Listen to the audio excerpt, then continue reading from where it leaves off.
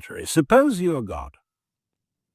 Suppose you have all time, all eternity, and all power at your disposal. What would you do?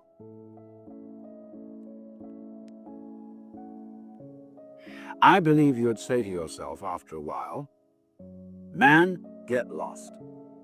It's like asking another question, which is supposing you were given the power to dream any dream you wanted to dream every night. Naturally, you could dream any span of time. You could dream 75 years of time in one night, 100 years of time in one night, 1,000 years of time in one night.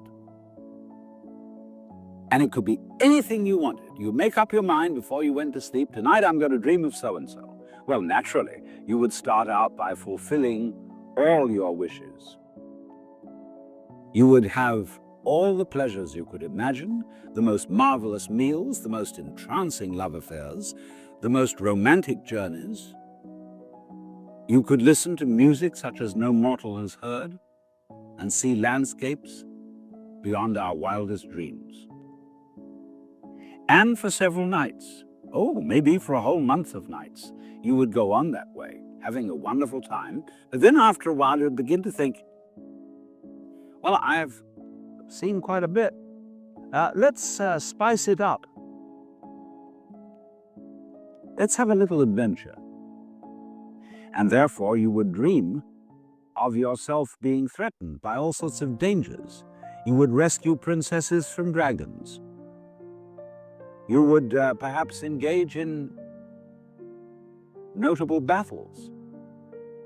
You would be a hero. And then, as time went on, you would dare yourself to do more and more outrageous things. And at some point in the game, you would say, tonight, I am going to dream in such a way that I don't know that I'm dreaming. So that you would take the experience of the dream for complete reality. And what a shock when you woke up. And you really scare yourself. And then, on successive nights, you might dare yourself to experience the most extraordinary things just for the contrast when you woke up. You could, for example, dream yourself in situations of extreme poverty, disease, agony. You could, as it were, work on the vibration of suffering to its most intense point, and then suddenly, whoop, wake up and find it was after all nothing but a dream and everything perfectly okay. And you would say, wow, man, that was a gas. Well, how do you know that that's not what you're doing already? You, sitting there with all your problems, with all your whole complicated life situation, listening to me, it may just be the very dream you decided to get into. If you like it, crazy. If you don't like it, what fun it'll be when you wake up. What is the proof of self-realization? If you imagine something very strongly, it becomes visible as a hallucination, having no intrinsic reality. You should understand the difference between imagination and self-realization. The essential proof of self-realization, of God's consciousness in you, is to be truly and unconditionally happy. If you are receiving more and more joy in meditation, without cessation, you may know that God is making manifest His presence in you. If there is a break in the flow of divine happiness, then there is something wrong in your consciousness, some kink that needs to be removed with the help of your guru. By maintaining steady communion with Him, through daily meditation and by following His precepts, the sadhana He is giving you, He will straighten out that kink for you. You cannot be with the Lord just by thinking you are divinely enlightened. You must improve yourself. You must perfect yourself. There is a lot of difference between the potential realization of God and the actual realization of God. You can never know Him except through humbleness, wisdom, and devotion. The humble man is the one who will know God. Those who go deep in the superconsciousness automatically develop unusual spiritual powers and control over natural forces. But no man of true God consciousness ever uses his powers unwisely for egotistical display.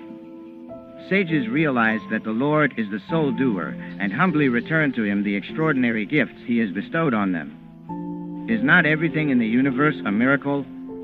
By his mere existence is not man a miracle? If human beings are not satisfied with all the wonders that God has created, why should his saints perform further miracles?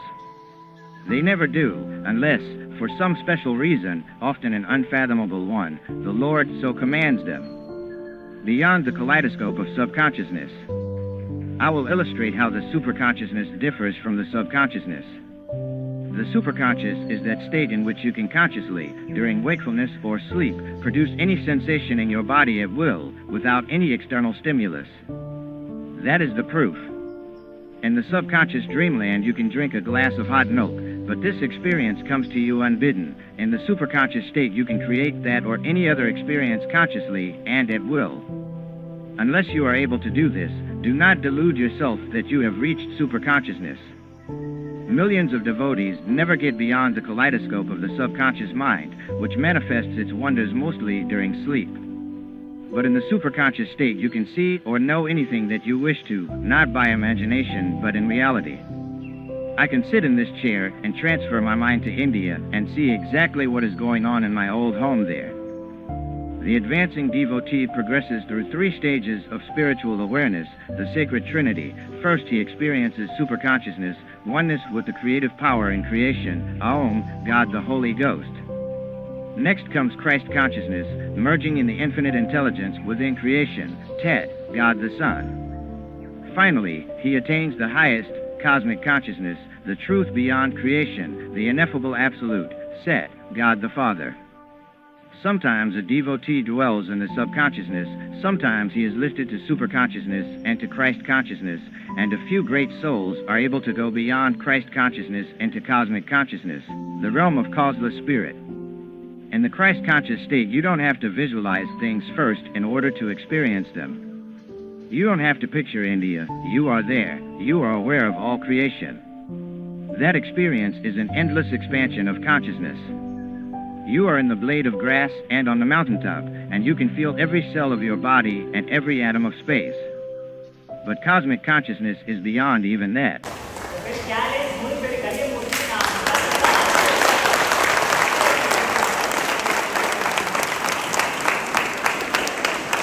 When you can feel your presence in all creation, and also know the joy that is beyond creation, then you are a godlike being.